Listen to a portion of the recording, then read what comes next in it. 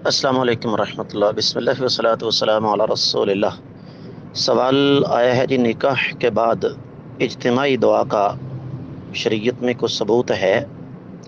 جی نہیں، حدیث میں ایسا کوئی تذکرہ موجود نہیں کہ آقا علیہ الصلوۃ والسلام نے نکاح پڑھایا ہو اور نکاح کے بعد اجتماعی دعا کروائی ہو۔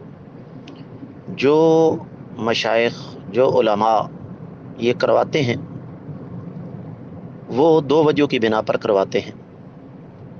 پہلی وجہ تو یہ، ان کے بقول ایک اجتماعی موقع ہے، سب مل کر دعا کریں، اور دوسرا وہ ایک عمومی بات لیتے ہیں جی دعا کا تو کوئی وقت متعین نہیں، لیکن صحیح بات یہ ہے کہ کائنات کے امام صلی اللہ علیہ وآلہ وسلم سے نکاح کے موقع پر باقاعدہ دعا ثابت ہے، بارک اللہ لک و بارک علیک و جمع بینکما فی الخیر، اللہ تعالیٰ آپ کو برکت عطا فرمائے، تم پر اپنی رحمت فرمائے، تمہارے درمیان خیر و برکت کو جمع فرما دے۔ تو اس لیے صحیح بات یہی ہے کہ نکاح کے بعد اجتماعی دعا کا کوئی ثبوت نہیں۔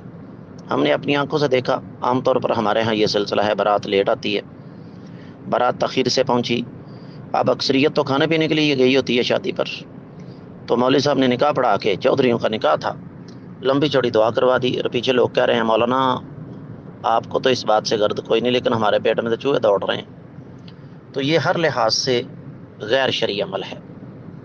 ہو سکتا ہے بعض علماء کو اس سے اختلاف ہو کہ جناب آپ دعا جیسی عبادت کو غیر شرعی کیسے کہہ سکتے ہیں؟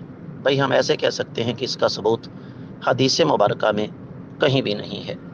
میں امید کرتا ہوں کہ آپ کو انشاءاللہ اس کی اچھی طرح سمجھ آ گئی ہوگی۔ واللہ تعالی اعلم۔